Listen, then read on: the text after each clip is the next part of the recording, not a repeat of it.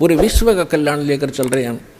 पूरे मानव का कल्याण होगा, पूरे प्राणियों का कल्याण होगा।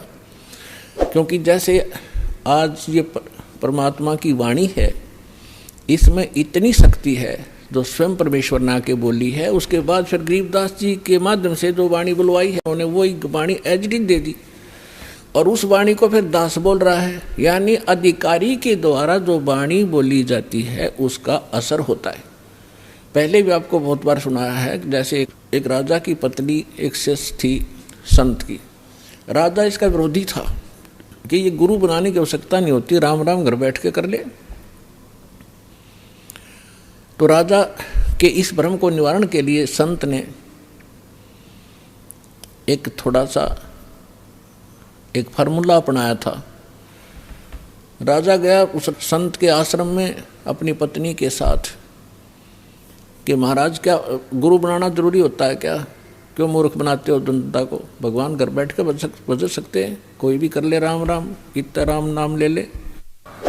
तो संत जी ने सोचा ये राजा है, यहाँ नाराज घना हो जाएगा। जब मैंने कुछ उल्ट सुल्ट जवाब दे दिया तो उसको कहा, राजन अब मुझे अपनी भक्ति का समय हो गया है, इसमें काफ़ी समय लगेगा, मैं आपका प्रश्न का उत्तर दूंगा, मैं कभी घर आऊँगा आपके वहाँ दे दूंगा, वहाँ कभी आपको विस्तार से समझाऊंगा, तब समझ में आएगी। राजा बोला ठीक है।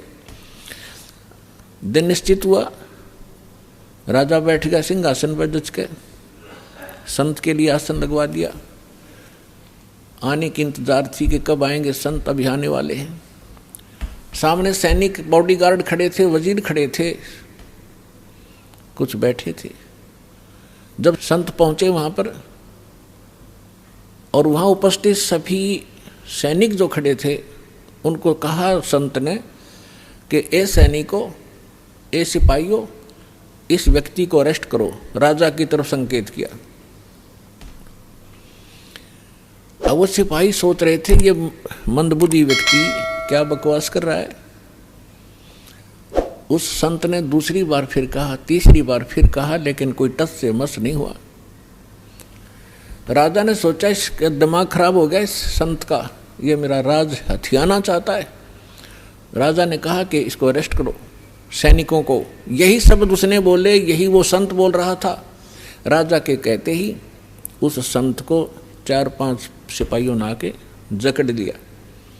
अगले आदेश की इंतजार थी, अब इसका करें क्या। तब संत ने कहा कि हे राजन, तुम घर आए व्यक्ति का ये ऐसा ही सलूक करते हो क्या?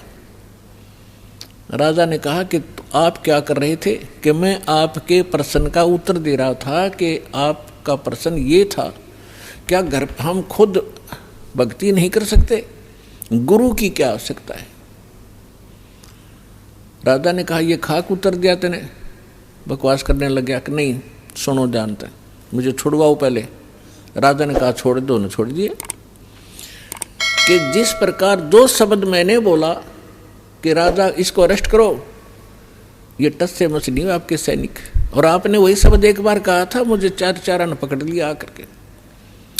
तो आपके वचन में शक्ति है, आपके बोलते ही ये क्रियावान हो गए, और वो शक्ति जो आप वाली है वो राजनीति वाली मेरे पास नहीं है। मेरे पास शक्ति है अध्यात्म की।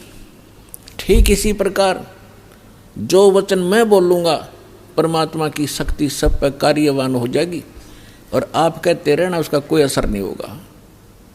इसी से आप समझ लेना।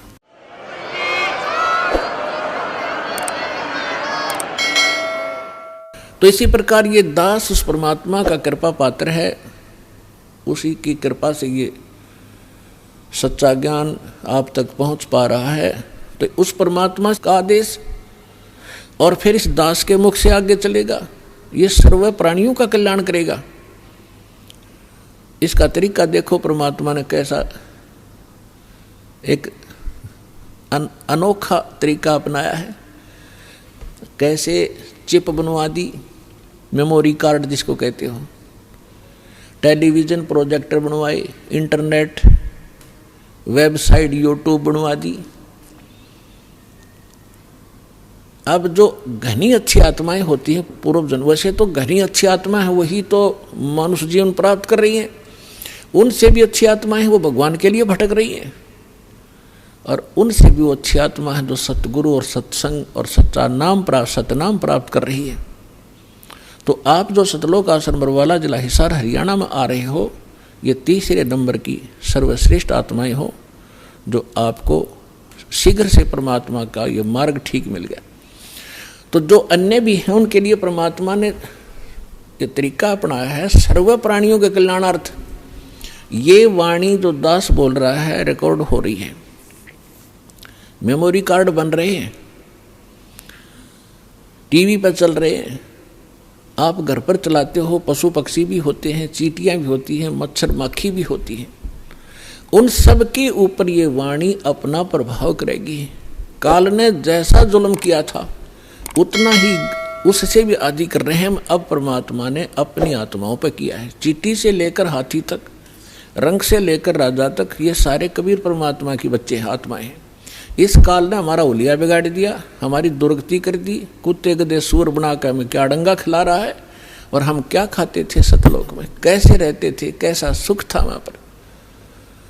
अब आप तो भूल भाल गए, हम सब भूल भाल गए, भगवान ना कर फिर जगाए, यथार्थ ज्ञान को बताया। उससे पहले काल ने परमात्मा और सतलोक का नाम लेकर, कबीर जी का नाम लेकर के, और फिर और दूना ज्ञान फैलवा दिया। तो ये सभी उस परमेश्वर की आत्माएं हैं, उनके लिए परमात्मा ने ये समय फिक्स कर दिया था कि चौथा युग जब कलयुग आई तब हम अपना अंश पठाई। काल फंद छूटे नरलोई, सकल सृष्टि परवानी खोई। घर घर देखो बोध विचारा, सत नाम सब ठोर उचारा। कलयुग बीते 5500 पाचा, जब ये वचन मेरा होगा साचा। कलयुग बीत जावे जब एता।